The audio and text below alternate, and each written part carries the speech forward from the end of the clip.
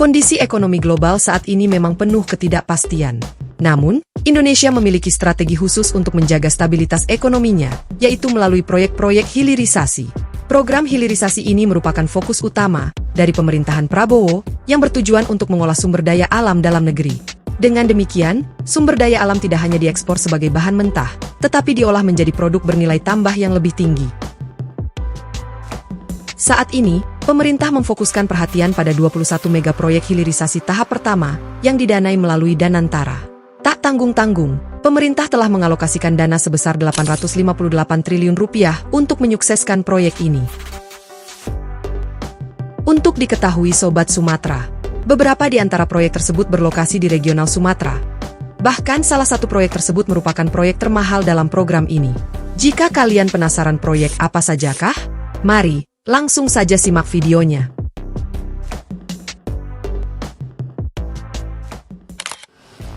Pabrik gasifikasi batubara di Sumatera Selatan. Saat ini pemerintah sedang menggagas pembangunan mega proyek gasifikasi batubara. Proyek strategis ini bertujuan untuk mengubah batubara menjadi dimethyl ether atau DMI, yang nantinya akan digunakan sebagai alternatif pengganti LPG. Meskipun proyek ini tidak luput dari kontroversi dan kritik, tujuannya adalah untuk mengurangi ketergantungan kita pada impor LPG. Kita semua tahu sampai saat ini gas LPG dalam negeri masih bergantung dari negara lain. Dengan total investasi sebesar 11 miliar US dollar atau sekitar 180 triliun rupiah. Proyek ini merupakan salah satu investasi terbesar dalam program hilirisasi Danantara tahap pertama. Pabrik ini diharapkan dapat menghasilkan DME dalam jumlah yang signifikan, sehingga kita dapat mengurangi impor LPG hingga jutaan ton per tahun. Selain itu, proyek ini juga diharapkan dapat membuka lapangan kerja baru dan mendorong pertumbuhan ekonomi di wilayah Sumatera Selatan. Jadi, meskipun ada berbagai tanggapan, kita tidak dapat mengabaikan potensi besar proyek ini bagi kemajuan energi dan ekonomi kita.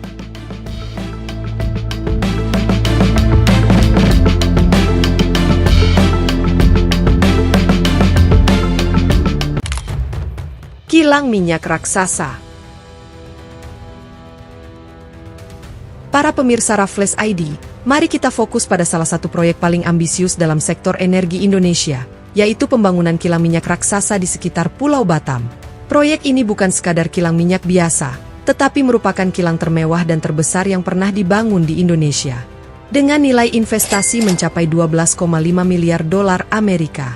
Proyek ini menunjukkan komitmen pemerintah untuk memperkuat infrastruktur energi nasional.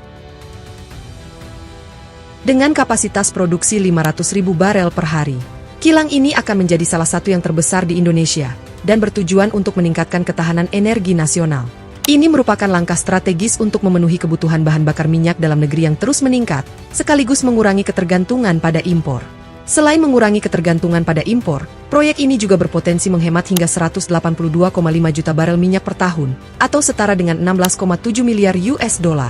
Dengan kapasitas produksi yang sangat besar, kilang ini diharapkan dapat memenuhi kebutuhan bahan bakar minyak dalam negeri, bahkan berpotensi untuk ekspor, menjadikan Indonesia sebagai pemain utama dalam industri energi di kawasan Asia Tenggara. Tak hanya itu, pembangunan kilang ini juga diharapkan dapat menciptakan lapangan kerja bagi ribuan orang, dengan perkiraan 63.000 tenaga kerja langsung dan 315.000 tenaga kerja tidak langsung.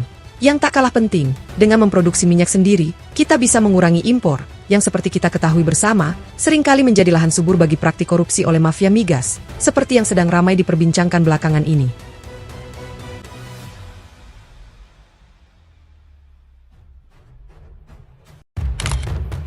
Penampungan minyak raksasa.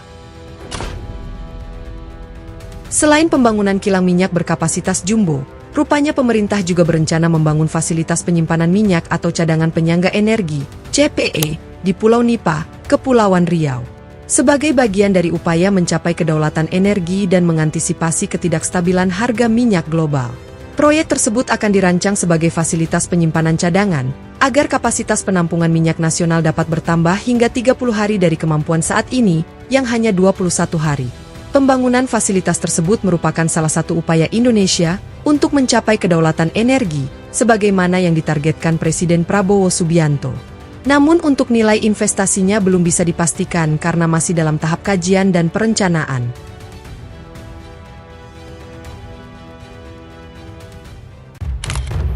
Pabrik timah di Batam. Sebagai penutup dari pembahasan proyek hilirisasi di Sumatera, kita akan mengulas pabrik hilirisasi timah di Batam. Proyek ini digarap oleh PT Solder Tin andalan Indonesia, Stania, di bawah kepemimpinan Hasim Joyo Hadikusumo, yang kita tahu merupakan adik dari Prabowo. Perusahaan ini fokus pada pembuatan timah solder. Dengan investasi mencapai 1,2 triliun rupiah. Pabrik ini menunjukkan komitmen untuk meningkatkan nilai tambah timah Indonesia dan diproyeksikan menjadi pusat produksi timah turunan terbesar di dunia setelah Cina dan ditargetkan beroperasi pada tahun 2026 mendatang. Lokasi Batam dipilih karena strategis. Penting untuk diketahui, proyek ini berbeda dari 3 proyek sebelumnya karena didanai oleh pihak swasta, bukan dari Danantara.